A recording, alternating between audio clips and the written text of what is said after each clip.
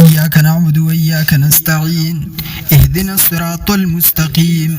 صراط الذين أنعمت عليهم غير المغضوب عليهم ولا الضالين. مالك يوم الدين ذكر شوي دغه درې آیاتونه الله جل جلاله د بنده د پاره یو ترتیب ذکر کړل چې په دې ترتیب ته زمانه غواړم. بیا چې کله ایاک نعبد و ایاک نستعین علماء یو جماعت داسې وایي که نه چې د ټول قرآن خلاصه په سورة الفاتحه کې ده او د فاتحې خلاصه په ایاک نعبد و ایاک نستعین کې ده. ایاک خاص تا ای الله نعبدو منگا بندگی کو و ایاکا او خاص تانی اللہ نستعین منگ مدد غوارو. پا دی آیات کریمہ باندی سخلق اعتراض کئی او کنی کئی چارتوی کنو دو مخینا انسان لوسیده پکار دی که آغا دا اعتراض حل تلاش کی. که یو اعتراض راځي نو چې د مخکې نه د ده څه د هغه اعتراض جواب ورسره وي.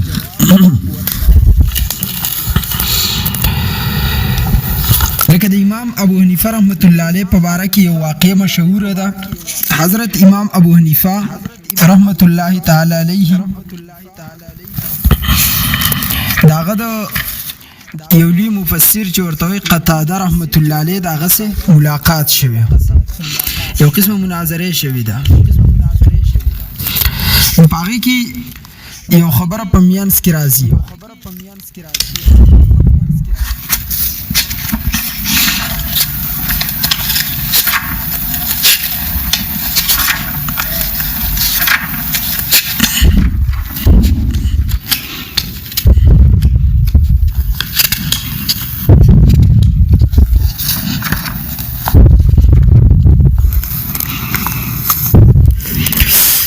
اسد بن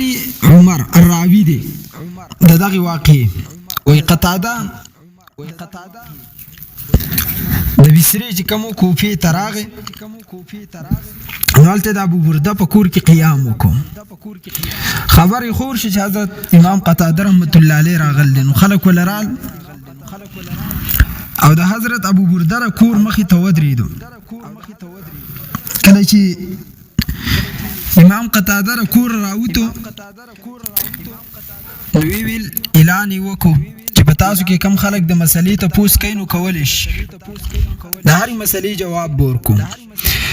امام صاحب هم راغلی و ابو حنیفه رحمت الله علیه ودرېدو او د هغه ابوالخطاب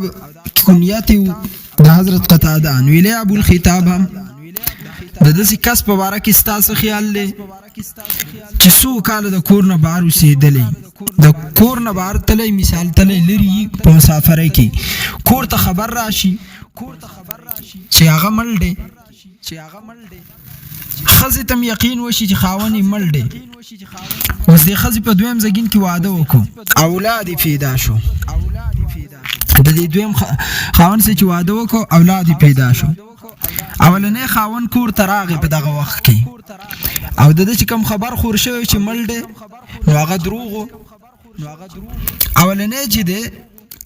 د کوم په باره کې چې د مرګ خبر خور شوی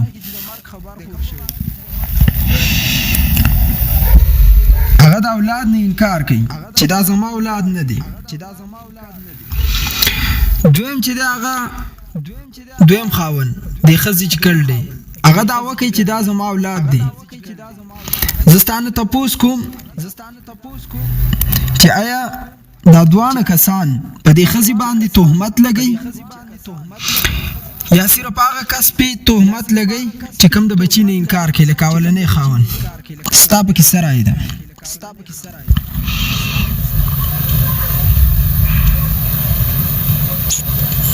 نو قتاده ورته وایي اته مسلې حل نه ورته ځان خلاصولو دپاره یو خبره وکړه. امام صاحب نه تپوس وکړه چې د صورت چېرته اوسه پورې راغلی. امام صاحب ورته ویل اوسه پورې خو نه دی راغلی داسې صورت. بیا ته داسې پالتو مسلو تپوس ولیکه امام ابو حنیفه ته او ورته وفرمایل ویل اول نه ځان مسلې ته تیارول پکاري یعنی که نه دراغلی خو کچرته د صورت راشي نو چې مخکې نه زمونږ ذهن مسلې ته تیاری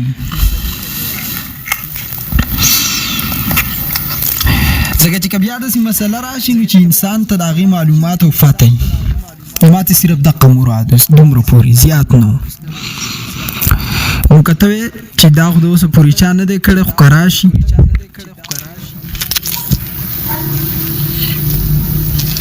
لکه استاد ګومن صاحب فرمایي چې دروس القرآن کې یو سړی راپسې راغی علي حدیثو نو ما ته وی چې په فضایل اعمال زما اعتراضات دي ما ورته وی چې ته څه منې وی زه قرآن حدیث منم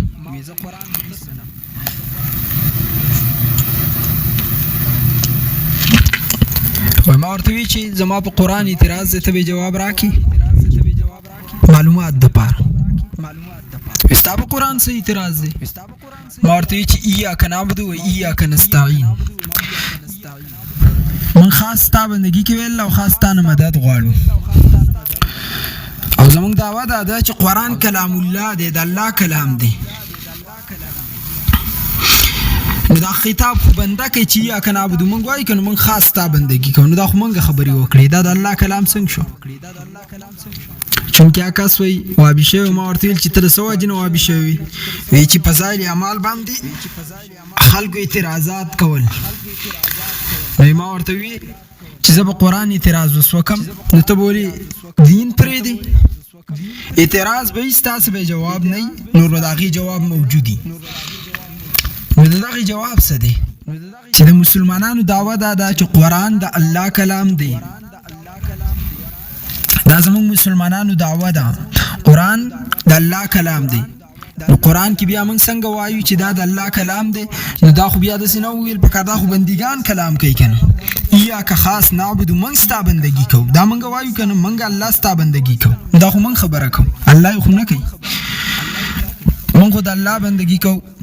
که قرآن د الله کلام دی نو چې الله پې کلام کړی ویلي دي ایاک نعبدو موږ خاص ستا بندګي کوو الله د کوم الله بندګي کوي الله د چا بندګي کوي دا اعتراض دی په دې باندې جواب یې واورئ اولنی جواب داسې چې قرآن درې قسمه کلام ذکر کوي یو بعینه الله بندګانو ته خطاب کوي مخامخ یا ایها الذین آمنوا اتقوا الله اے ایمان والاو د الله نه ویریږئ دویم قرآن چل ښیي بندګانو ته چې په دې طریقه غواړئ لکه اسلاف او اکابرو کې غالبا په دې باندې یو مناظره شوه هغوی چاته جواب ورکړی چا به دا سوال کړو چې دلته خو بنده خبرې کوي نو دا قرآن څنګه د الله کتاب شو چې ایاک نعبدو موږ خاص ستا بندګي کوو دا خو زه ویم که نه نو ایاک نعبدو که ته وایې چې د الله قرآن دی او د الله کلام دی نو الله د کوم چا بندګي کوي دا اعتراض دی نا ورته ویلي چې بېوقوف اوس ګوره الله په قرآن کې اول نه سوی اقرأ اول چې نازلېدو والولام بسم ربي په نوم د رب ستا شروع د نوم د رب نه وکړو په دې طریقې لوله الله قرآن کې اول نه ویل دي چې زه تاسو ته طریقه ښیم اقرأ ولولئ په دې طریقه ایاک نعبدو موږ خاص ستا بندګي کوو نو د الله یو تعلیم ورکوي سکول کې هیډ ماسټر صاحب راغی کلاس ته درخواست لیکي بچو چې کله چوټي کوئ په دې طریقه باندې به تاسو خط لیکئ درخواست به لیکئ رالیږئ به هیډ ماسټر صاحب بورډ ته ولاړ دی لیکي بخدمت جناب هیډ ماسټر گورنمنٹ ہائر سیکنڈری سکول باغ میدان بخدمت جناب هیډ ماسټر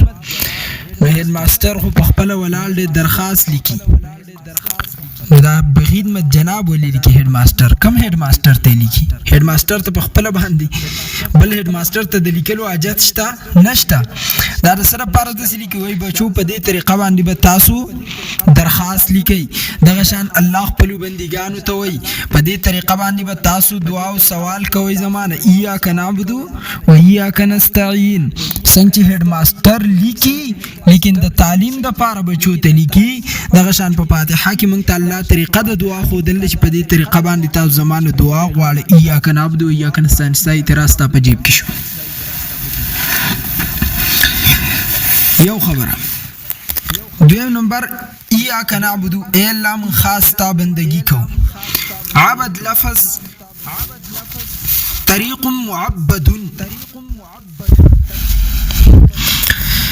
عبادت اصل کی وی ذلیل کول ځان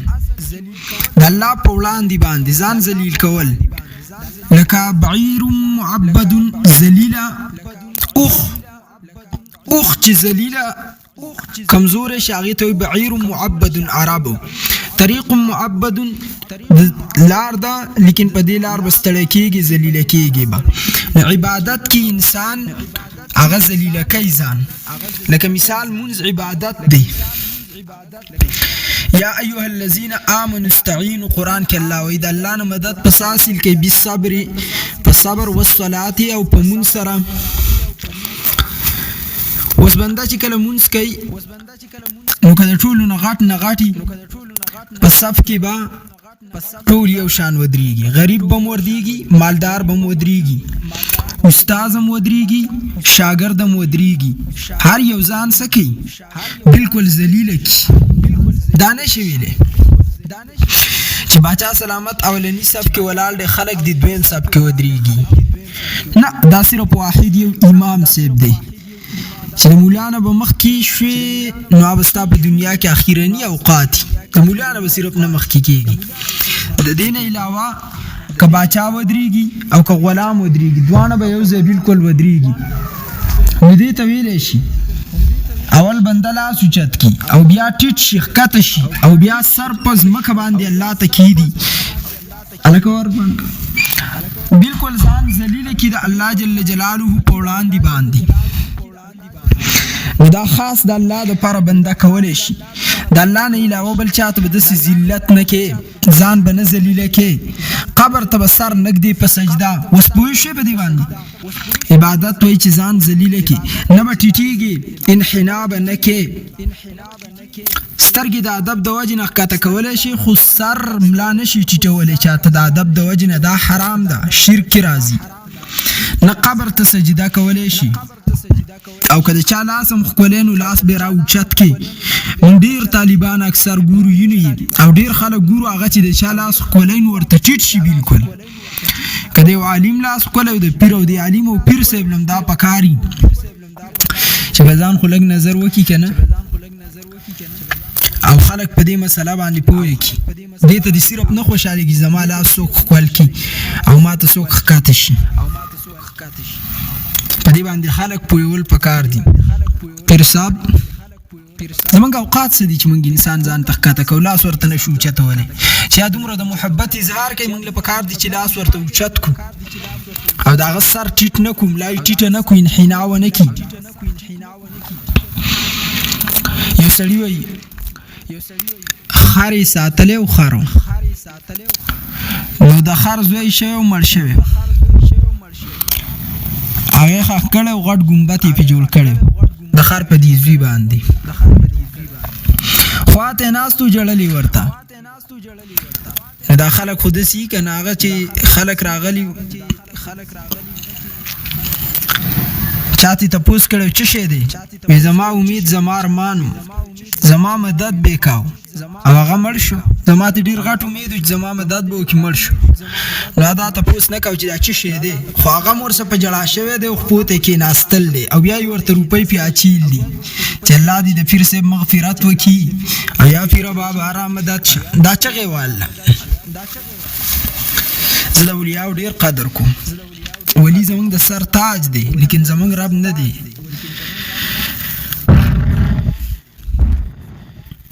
په دې کې خلک را مات شوي دي. هر سړی راځي او د قبر نه سوال کوي. یو پکې راغلی ورته ویلي چې بس ته تا د پیر صاحب په نوم ډېرې راټولې کړي اوس ته پاسه زه به ورته کښېنم. نا ورته ویلي چې صاحبه دا پیر نه دی دا زما د خر بچی او شوی مړو ما ښخ کړی ما یې په بچي دومره راټولې کړي لاړه شه اخره په کور کې ولاړه دا ځان له ښخه که چې بچی یې دومره روپۍ راولي نو مور به یې څومره راولي. موږ تپوس مپوس نه کوو چې پیر دی که نه دی ولی دی که نه دی بس صرف منډې پسې وخو. نو ځان به نه ذلیله کې او سر به نه ښکته کې عبادت به صرف او صرف د الله جل جلاله کې. او هغه انسان د زندګۍ مزه نشي مونده په کم انسان کې دنه تم افرتای تم صرف د الله نه کوي تم صرف د الله نه کول پکار دي او قوت صرف د الله منل پکار دي کمزوري صرف الله ته پکار دي عبادت دغه ته وي باقی د دې اشیاء مجموعي ته عبادت وي محبت خشوع خضوع عجزي د دې اشیاء مجموعي ته سوي عبادت وي نمبر 1 په محبت د الله کې تودريږي ګرم بستر پرې دي د سحر پاسې دي یا د شپې تهجد ته پاسې دي دا ستاد الله سره محبت دي پزار او قطار دي جړل خشوع خضوع د ولاړوي عاجزي دي الله تکولا دا عبادت دي په اصل معنی کې او عبد لفظ الله په خپل اغزګین کې ذکر کوي چرته چې د غټي واقعي ذکر او د محبت ټیم د الله د محبت ټیم د الله منځ د الله سره ډیر لوی محبت دی وجنه پکې نعبد عبد لفظ ذکر کړل لکه کله چې رسول الله صلی الله علیه وسلم د الله جل جلاله دیدار لرته نبی علیہ السلام د الله دیدار روان دی معراج او معراج وم اسمان تا الله جل جلاله عرش معلا تبوزی په عرش باندې ورته الله خپل دیدار ورکي دلته یو مسله سو مسائل زمازین ترازی خدا ابو خپل زګین کی راش باندې کوم انداز چې موږ دا درس کوو کنه شاید چې زه په قبر کې يم یو غنټه باس په آیات وشي خدلته تویم چې صرف زین تمراشي زمونږ استاد اهل سنت والجماعت زمونږ عقیده ده هو معكم اينما كنتم الله تاسو سره ده تاسو چې پکوم ذکم یی هو معكم اينما كنتم کته پس پوګمای کی الله در سره پوګمای کی در سره ده کته پزمکه الله ازمکه کی در سره ده کته قبر تلالین والله قبر کی ستا سره ده کته پاسمان کی ولینی الله ستا سره ده الله صرف په عرش باندې نه ده هو معكم اينما كنتم الله ستا در سره ده ته چې پکون ذکمی بعضی خلک وایي چې الله صرف عرش دی دلیل څه دی الرحمن علی العرش استوى متشابهات را امام مالک سے وایي چې کوم خلک په دې کې بحثونه کوي بدعتي دي بحثونه په دې نه کوي الله صرف عرش باندې دا صرف لفظ دی پکې د کم زین وردن نه کو لکه دی وشه قران کې خو ته حرف نشي بدلولې کافر کیږي په انسان او تا به کې دومره لوی معنی د ځان وردن نکړه نو نبی علیہ السلام چې معراج ته تو نو عرش ته سره پاره تو چې الله پارش نه دی نو ته ورته موسی علیہ السلام چې الله په عرش دی صرف نو موسی کوی تور کې سکه توري سینا کې دلته د مقام خبره ده عیسی بیت اللحم دویم اسمان ته خېجول دی بیت اللحم نه د عیسی مقام دویم اسمان دی د ابراهیم مقام شپږم اسمان دی د موسی مقام اووم اسمان دی د موسی مقام شپږم اسمان دی د ابراهیم مقام اووم اسمان دی د آدم مقام اولنی اسمان دی مکه مکرمه ده د موسی علیہ السلام مقام توری سینا ده او محمد د مکې نه را روان کو ځکه کعبه په ځمکه باندې مکان اول دی اولنی مکان کعبه ده چې الله ګرځول دی ان اول بیت وزع للناس للذي ببکه مبارکه مکه چې د پزمکه اولنې بیت کور مکان دی د ځمکې اولنې مکان کعبه ده پیغمبر علیه السلام د کعبې نه روان کړل او اخیری مکان د کائنات او عرش مولا د اخیر دی رسول دی کې الله اشاره کوي دی طرف ته چې ستا مقام د اول نه شروع دی او اخیر دی په عرش ختم دی چې دا مقام بل نبی ته الله نه دی ورکړي کی مراد دا نه دی رب دل کوي وکا چې الله صرف پارش باندې دی دا د محمد مقام خي الله غته چې دا مقام د هیڅ چام نشته نو عبد لفظ التلوي واقع ده نو الله بکی ذکر کوي سبحان الذي اسرا بعبده ليلا من المسجد الحرام إلى المسجد الأقصى الذي باركنا حوله لنريه من آياتنا سبحان الذي أسرى بعبده الله محمد تعبد لفظ ذکر کړل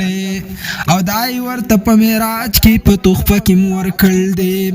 دا د الله شان دی عزیزام د الله جل جلاله خو لفظ عبد دی کم زګین کې چې الله د محبت اظهار کوي د بنده سانو عبد ذکر کوي دلته الله و ایاک نعبد خاص تا بندگی کوي الله و ایاک نستعین او خاص تا مدد غواړو منګه د الله نه خاص مدد زکه غواړو وسیله عبادت په مابین کې راغې استعانت دو قسمونه یاد کړئ یو استعانت ظاهری دی کم ته چې ما تحت الاسباب وي د اسباب لاندې لکه ډاکټر صاحب ما ته دوايي راکا ډاکټر صاحب لتل دوايي اغستو حکیم لتل طبيب له دوايي اغستو دا استعانت جایز دی چې د اسباب لاندې د چانه ته مدد اغستې شي لکه جی ما ته پیسې راکا غریب یم یا په ما قرض دی حدیث مبارک کې راځي د زکات د پاره زویم چې زکات ما ته راکې دا د اسباب لاندې زستانه مدد غواړم قرض غواړم دوايي غواړم په دې کې د هیڅ اختلاف نشته ټول وی چې دا جایز دی جایز کلینار رستور روان نو صاحب دا زین تواچوا چې کم اسباب لاندې اجایز دي قرآن دا ویلي وتعاونوا على البر والتقوى ولا تعاونوا على الاثم والعدوان مدد د الله جل جلاله د فار کوي پنیکي کې پرېزګاری کې د چا مدد کولې شي کوي په ګناه کار کې د چا مدد مکوي پرون می ابتدا حدیث غالبا ویلو چې من دعا الهدن تا چاته وی چې پنسې د پړکونو چته ساته دي کې ثواب دی د نبی علی السلام سنت طریقه ده او هغه په عمل وکړو چې څومره اجر داغه کیږي دومره ستا کیږي داغه په اجر کې کمې ناراضي تا تم پورا اجر ملاويږي تاسو یې لارې تراوسته او چا چې ګناه ته وسوک راوبالو دم توب تا گانو بجانو ترزیل توب تا حرامی توب تا ورگت توب تا نو توب تا شیطانت تا او آغا سڑے پا کی مفتلا شو دا آغا گناہ بم کیگی او تا تا بم آغا نمر گناہ ملاویگی دا آغا پا گناہ کی با کمی نرازی او تا تا بم پورا گناہ ملاویگی جیسا کرنا ہے ویسا برنا ہے تسا کری آغا بریبی دا یو شوا دویم استعانت دے ما فوق الاسباب دا صرف د الله نه غوښتې شي الله ما ته بچی راکم الله ما ته زوی راکم ما فوق الاسباب صرف د الله نه غوښتې شي دا به د بندانو نه غواړي چې تقبر ته پروتي چې مال زوی راکا مال لور راکا مال میړه راکا مال خزر راکا تعویذ ما تحت الاسباب دی اکولې شي دم ما تحت الاسباب دي روحاني علاج دي دا څه د دینی امور کې نه دي بعضی خلک نن سبا د پیر نوم ولې بدنام شو عامل تم پیر وای شاهد خان سي عامل تم پیر وای عامل پیر کې دی نش پیر ته پیژنې پیر څه ته وای پیر جدا دی عامل جدا دی هر چا کې خوبات شته دنیا کې د سیو نشته چې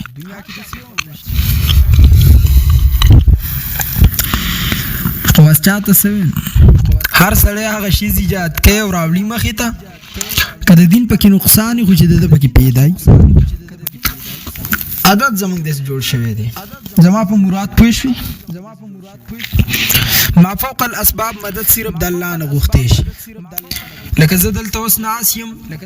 او زه وایم چې یا الله مال اولاد راکه، دا ویلی شم. خدا نشم ویلی چې یا رسول الله مال اولاد را، ځکه رسول الله ارزګین کې حاضر ناظر نه دی. یا دا نشم ویلی چې یا شیخ عبدالقادر جیلانی زما مدد وکړه.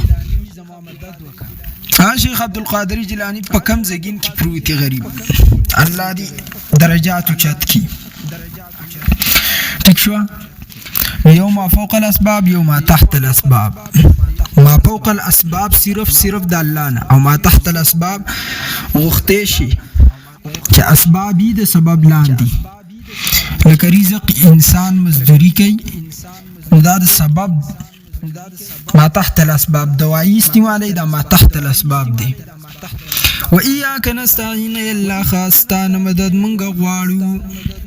عبادت صرف اور صرف د الله د رضا لپاره. دلته یو بل مسله راځي، ریا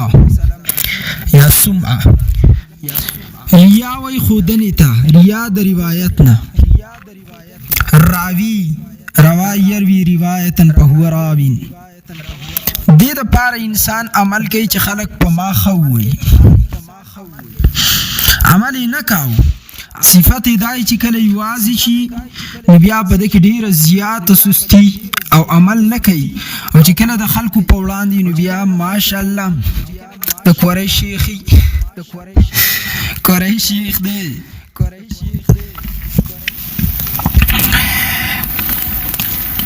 او یو عمل تا شروع کو ستا پزله کې داوه چې ذریعہ ونه کم،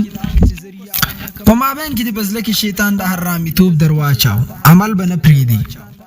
یا تا عمل د دې وجې نه کې که زه دا عمل کوم نو زما زړه کې بریا راشي. نه، صوفیای کرام فرمایي چې عمل به کې الله جل جلاله دا چې کله عادت جوړ شي بیا ریا الله ختموي، بیا ریا الله ختموي. او که په دې بنیاد انسان کوي چې زه حافظ قرآن جوړ شم او زه ښه قرآن یاد کوم، دا خلک هم خپل بچي بیا مدرسو ته ولیږي، زما د علم نه خلق متاثر شي په دې بنیاد، او خلق خپل بچي د الله د رضا لپاره مدارسو ته ولیږي، بیا دا ریا جایز ده، بلکې ډبل اجر په الله ورکوي. اوس به زه ته ستاسو دا مسله راغلی.